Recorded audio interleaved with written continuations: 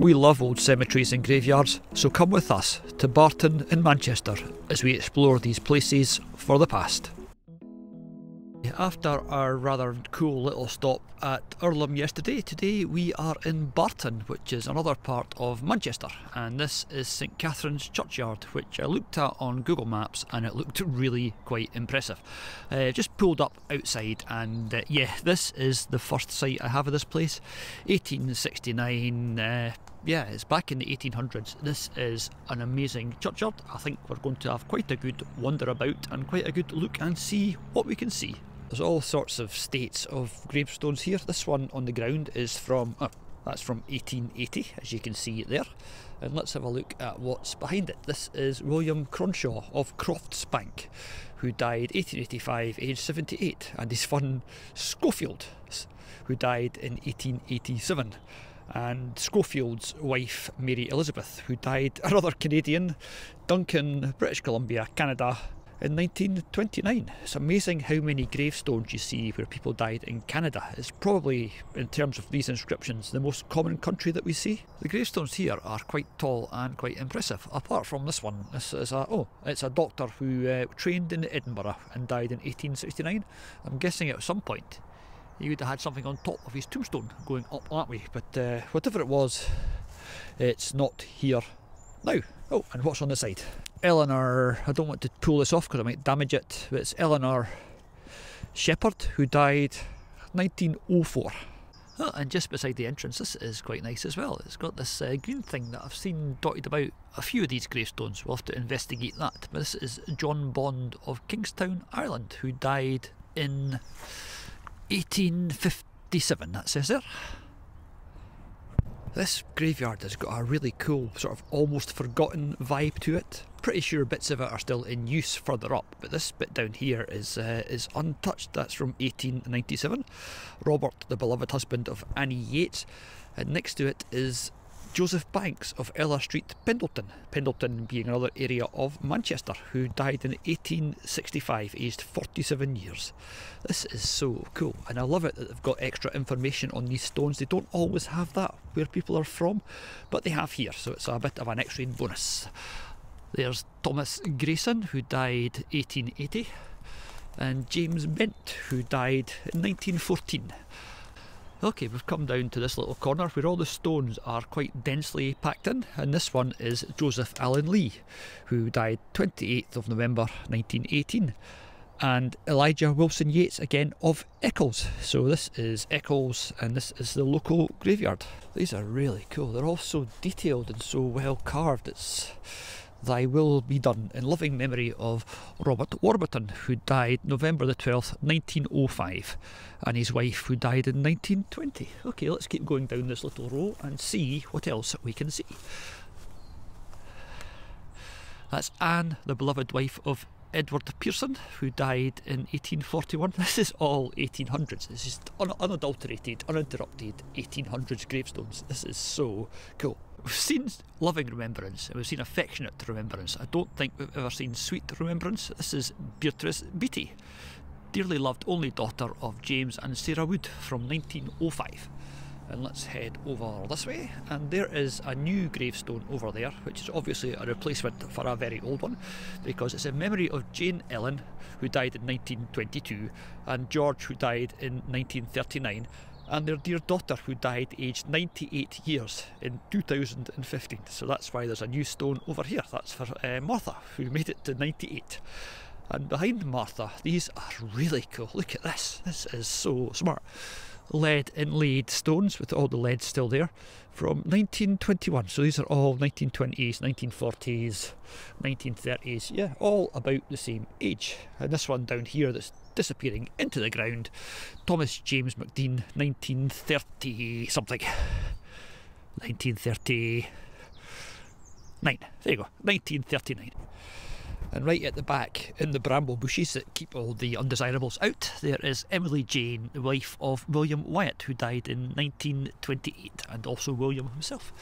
And somebody who is gone, somebody who is face down in the ground. Yeah, this is a really nice wee cemetery. This row here is still in reasonable nick. Loving memory of John Sutton Brown from 1903. And over that, behind him in the brambles, in front of the sort of bit of waste ground that doesn't look particularly pleasant, is Thomas Milner, who died in 1928. Now, I wonder how much that bit over there has changed since old Thomas was buried here about, well, 100 years ago. If you want a photogenic graveyard, this is possibly the most photogenic graveyard that we've ever seen. Everything is all crammed in this corner, so the tombstones are cheek by jowl the whole way from here up to the top of that little slope there. This is really nice. This was a great place to stop. And these two gravestones look like two old friends that are leaning on each other. That is Benjamin, dearly beloved husband of Caroline Hart, who died in 1929, and Henry Mitchell, who died in 1885, aged 31 years. Okay, let's keep going up this row. These ones along the back are quite interesting because there's flagstones at the back, obviously the original boundary of the graveyard, and just inside that there are these stones that are, you know, getting lost in the brambles and the bushes. Old William is standing proud though. That must have been quite an impressive stone when it was, well, it's still quite an impressive stone. Right, let's keep going up this way and see what we can see. This graveyard does have something that I've not seen too much in the ones we've looked at in Scotland. Ephraim Sadler, who entered into rest, and his wife Hannah, who fell asleep. They've got lots of euphemisms for death. And then down here also that sad phrase that we see from everywhere, who died in infancy. That's Henry and Minnie. And Elizabeth, their daughter, who made it slightly past infancy and died aged 71. But although it's got the deaths, it doesn't have the year that they died. And next to Ephraim and Hannah, we've got Captain John N. Lloyd, late of Y Cottage, Radnorshire. Radnorshire? I don't know where that is. I think that's Wales, but I'll have to check. And he died at Eccles. So his body is dust, his good words rust, his soul is with the saints, we trust. That's quite good. We trust. It might not be, well, I'm not sure. And also of Annie Lloyd, his wife, who died at her residence, Forest Lodge, Huron, British America. Oh wow, I've never ever seen that phrase. British America. So, Forest Huron, British America. That is cool. That's why the history you learn from coming to places like this. Never heard the phrase British America. 1882. Her work well done, her race well run, after comes rest. This is going to be quite a long video. I'll have to edit most of this out because it's just me reading tombstones. But there's William Smith again of Eccles, who died in 1870, aged 34. And next to that, this one is a bit grander, isn't it? It's a bit sort of fancy with the old fonts. Who is James Bethel, who died in 1869, aged 48. His wife, who died in 1869. And various members of their family going up to 1883. So we've come from down there and we're going to keep heading up this way and see what else we can find. Going past William Lee, who died in 1895, and then John Cook, who died in 1866. There's some really nice detailing on some of these stones. This one is from, can I see a date? 1886. So that is another 1800. It's all 1800s. This is so cool. It does look like somebody's been out with the green paint to fill in the gaps between all of the engraving on the lettering and the symbolism. But oh, there's somebody over there lost in the brambles and the jaggy bushes. But here is some more really quite. This is so cool. I wonder how far back in history we can get, because we're still here in the 1860s, which ordinarily we would have called very old, but recently we've found a couple of 1600s stones, so hopefully we'll get back a bit older. Let's see what we can find. Certainly going to keep looking. That's quite an interesting juxtaposition between those two, isn't it? There's a classical shape over there and then the monolithic granite slab there. I wonder if that was to deter the body snatchers. And then if you turn round and look down, you're actually standing on other people's gravestones from blah blah blah, June the something,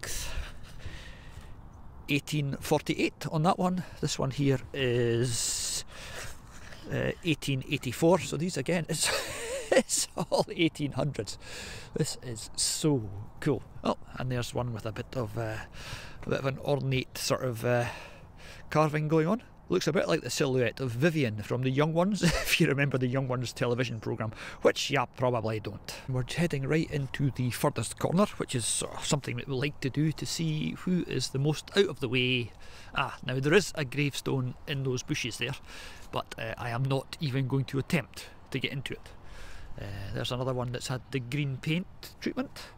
And down here there's the remains of what would have been quite an impressive thing with a cross on top of it. The cross is gone, but the base remains. Well, this bit of it is a bit overgrown, and I'm being careful where I put my feet, not for gravestones, but just for tripping over branches and things, which has almost happened a couple of times. And here's somebody else who is on the toppling point. Let's see if we can get a name. This is Robert Fair, who died in 1871, and his wife who died in 1880, and their daughter who died in 1870. So again, it's all 1800s. If you like 1800s gravestones, this is probably the best place that we've ever found to come and visit. As I keep saying, I love how overgrown and slightly decrepit this is all. Oh wow, look at that. That's is that slate? No, it's not slate. Shiny. That's glass. It's a glass insert onto that granite. What does it say? It says Resurgam, and then it says, in love and memory of Annie, beloved wife of Rad Carter of Levenshulme. Levenshulme is another area of Manchester. Born 1856, died 1894. Loving, generous, tender and true. Try to work out how it all goes together because it's all slipped. And also Rye Alfred Deacon Carter, OBE-JP. Alderman of the City of Manchester, who died in 1938, at rest after loyal and honourable service. Okay, that is the coolest thing we've seen so far, a glass insert on a gravestone. That's really nice. Right, let's keep going up here. Again, more of this green paint. What's with the green paint? That one looks like it suffered quite badly from the green paint. Somebody, Henry Heaton from 1905, and then over there is John Anthony Smith from 1889, so right back in history. Look at that, there's an icon for you, a gravestone covered in ivy, and behind it, more gravestones. I am as happy as a pig in poop.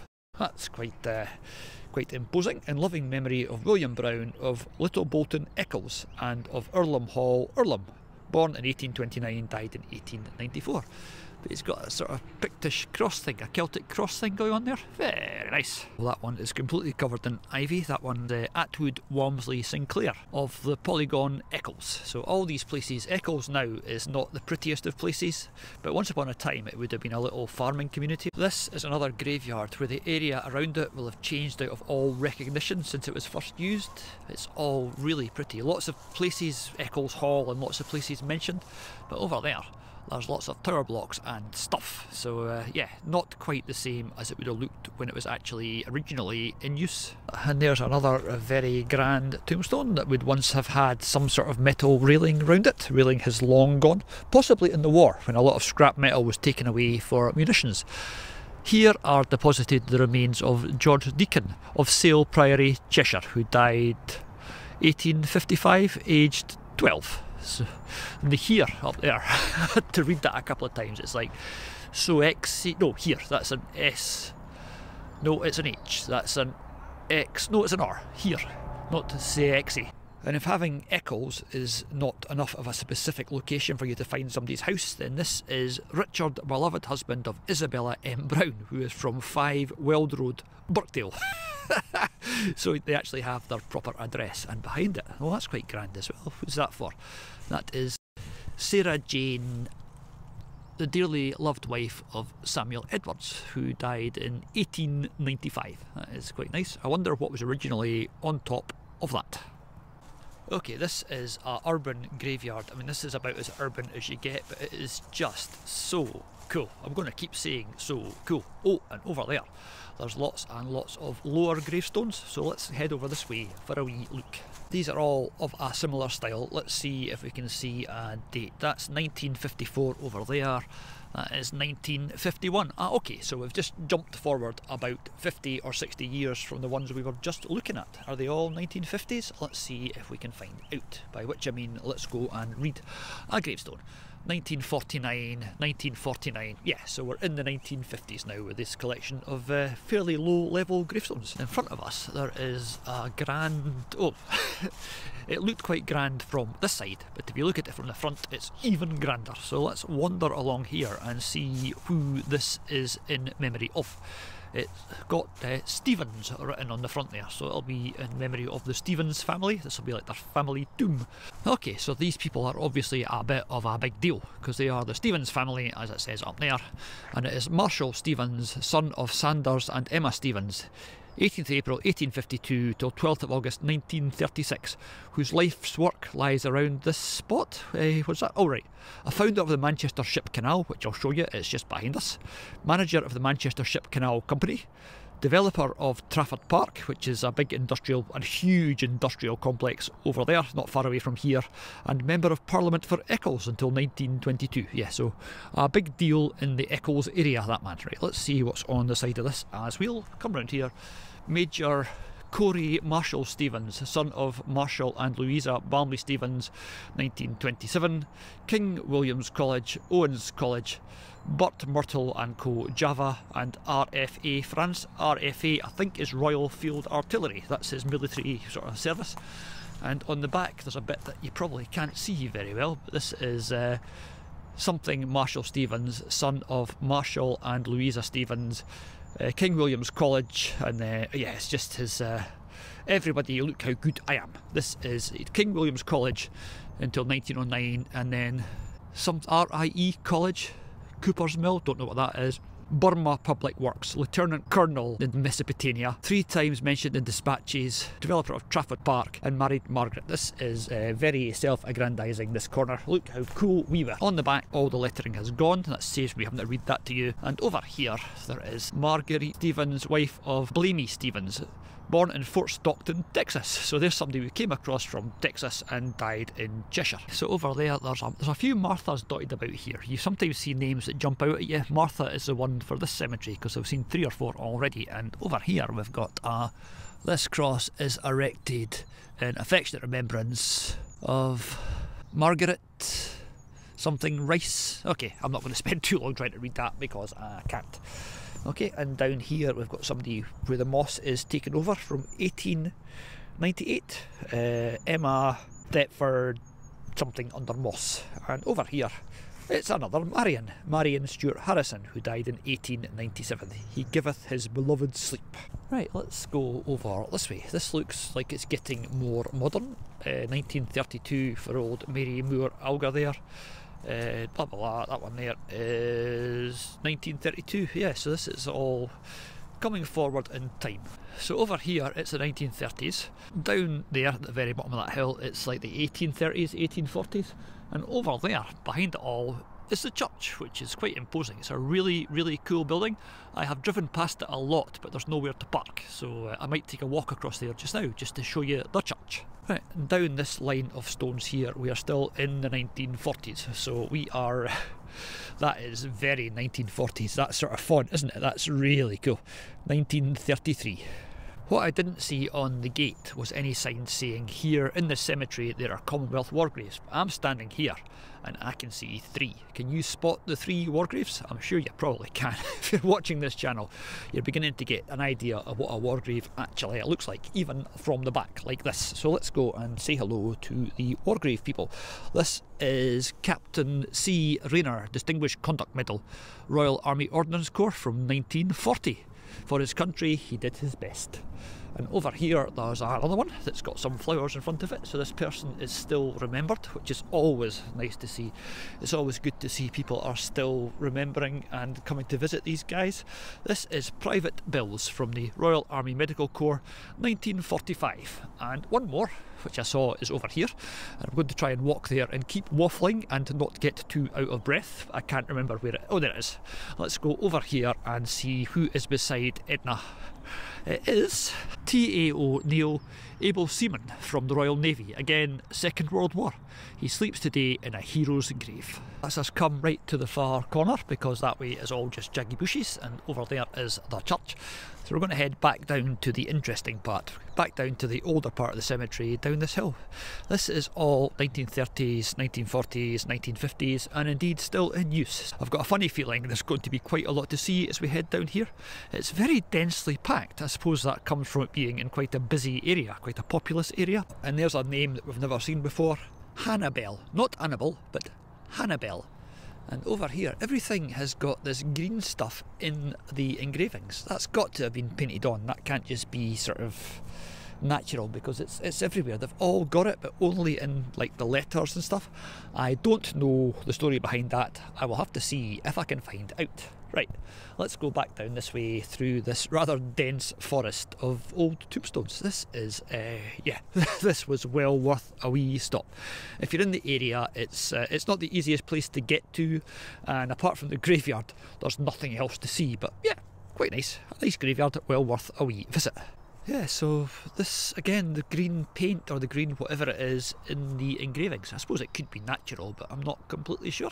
That is William Haslington from 1907, and next to that is Thomas Sutton Clark from 1891, and his widow Harriet, who died in 1915. And behind it you get a full impact of this green painty stuff that they've got here, or green lichen or whatever it is, I don't actually know.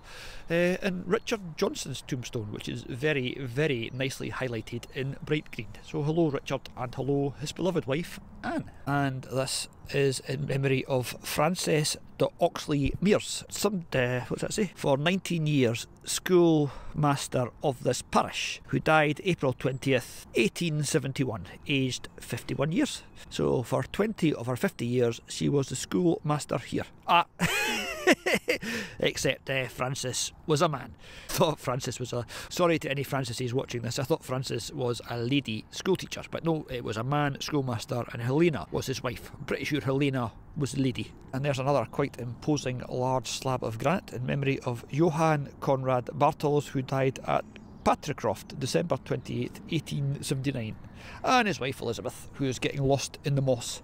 And over here there's another stone, which is number 1175 apparently, and it is in memory of William Woodlawn Urmston again, an area of Manchester, died 1893, aged 77. Right, so we're well back into the 1800s. Let's take a wee walk down here. There's somebody from a place called Fox Hill who departed this life in 1909. And next to that, well, a couple away from that, is again highlighted in green highlighter, Ellen, the beloved daughter of Walter and Mary E. Farworth, who died in 1894, aged 7 years and 4 months. Right, let's keep going down to this end, see if there's anything interesting down here. Well, interesting is relative. If you like old graveyards, it's all interesting. There's no such thing as a not interesting old graveyard. So we've come down to the end of the row, and back there we saw the grave of the guy that was involved with the Manchester Ship Canal, and that's the Manchester Ship Canal over there. It goes from Liverpool basically into the very centre of Manchester, and it was part of the Industrial Revolution's sort of drive for more canals, because ships, obviously from the name, could then sail right into the middle of Manchester, Manchester not being particularly close to the sea. And here's possibly a new record holder for all the gravestones that we've looked at. Sacred to the memory of William B. Marshall JP Justice of the Peace of Fairholme Monton, who died in 1918. But there, also Alice Amelia, beloved wife of John, who died November 26, 1995, aged 105. That's what we call a good innings. Down here they are very big into their little sort of little words and little epithets for people, because there is Edwin, the beloved son of Edwin and Mary E. Simpson, who died August 8th, 1913, aged 2 years and 3 months. A little lamb safely folded. I guess into the fold is where that comes from, but a little lamb safely folded is how he is remembered. Whoever's behind that is a bit shy. They're all covered in ivy, as is the one behind it, as is the one next to it. But not that one. That must be some sort of stone that is immune to ivy. That is in loving memory of Frank Granville, husband of Eliza Lee, who died in 1930. That's quite a nice stone, and it's lasted very well.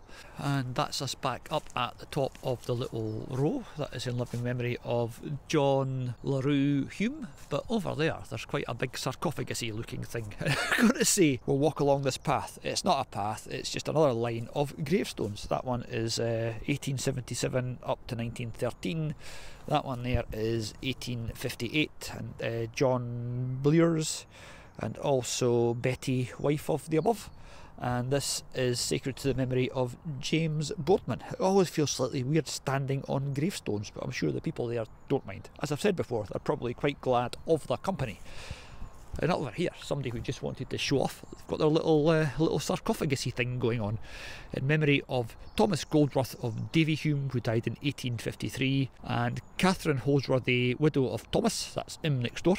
And round here it is Hannah, their daughter, and let's go round the back just to complete the set.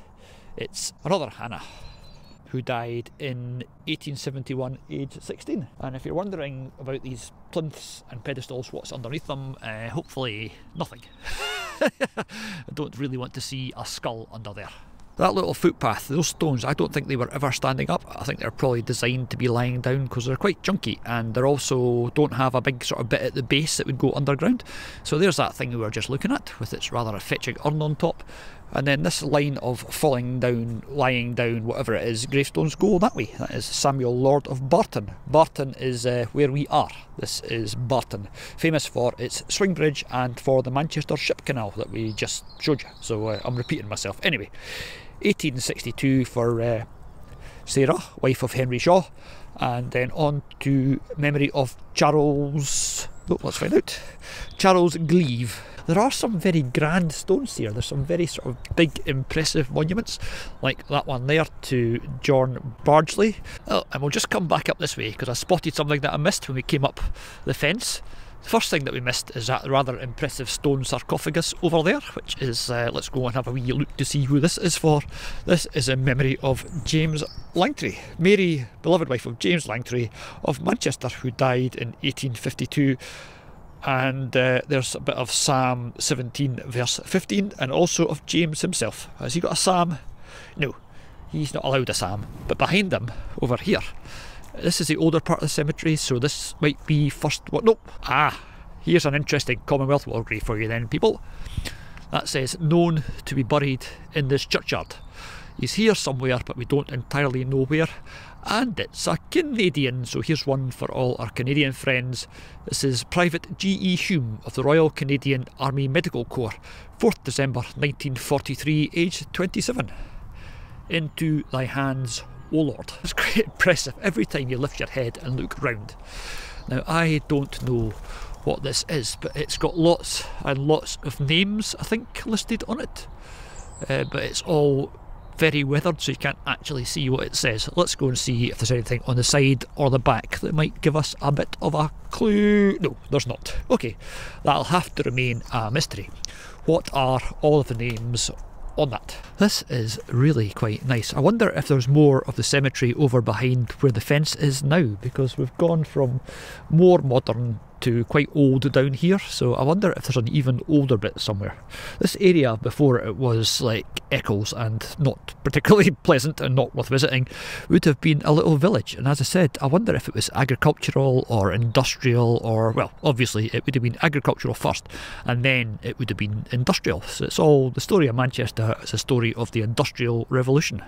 And some more quite grand gravestones here for Ellison, 4th daughter of Robert and Mary Wilson of Patricroft, who died in 1868. And Ellison MacDonald, sister of Mary, wife of Robert Wilson, who died in 1901. And then that's quite nice, isn't it? Sacred to the memory of John Thomas Wood of Patricroft House. It must have been a posh house. These must have been people with money. But you can tell these must have been people with money just by the size of the gravestones. I still can't believe quite how densely packed in all these gravestones are. This is such a nice cemetery. And let's go over here. There's somebody's got their own little private thing. It's got a little fence around it, but the stone is covered in crud, so you can't actually see who it was. Oh, that's interesting. That looks like a font. I don't know, it's part of a pillar. It's got a flat base. Let's see if it's got a dimple in the top. Yes. All right, cool. That is a font. That's quite smart. I wonder if it came from the church over there. You know, we love finding evidence of when masons get it wrong and have to make corrections. This is Mary, wife of Joseph, and there's her Bible quote: "Behold, he waketh," something, I can't read that, "who will say blah blah blah," and then tiny, tiny, tiny little letters, job 912. And then below that is Alan, son of the above. And then below that there's Joseph. But if you look at the son of the above, they've obviously added his bit in and put his reference there and then said, oh, we haven't actually said above. Okay, we better add it in. But there's no space. So we'll add it in tiny little letters. And that's about that. This will be the last couple for today's episode, and that is "Here resteth the body of Henry Wood." Again, it's quite an impressive and large stone, but the way that it's shaped, I don't think that ever stood up. I think these were designed to be lying down because they look like they're too big, and all the ones that are lying down are much bigger than the ones that are still standing up. So yeah, I suppose having a thing like that lying down on top of you would greatly discourage the grave robbers from coming along to steal your corpse.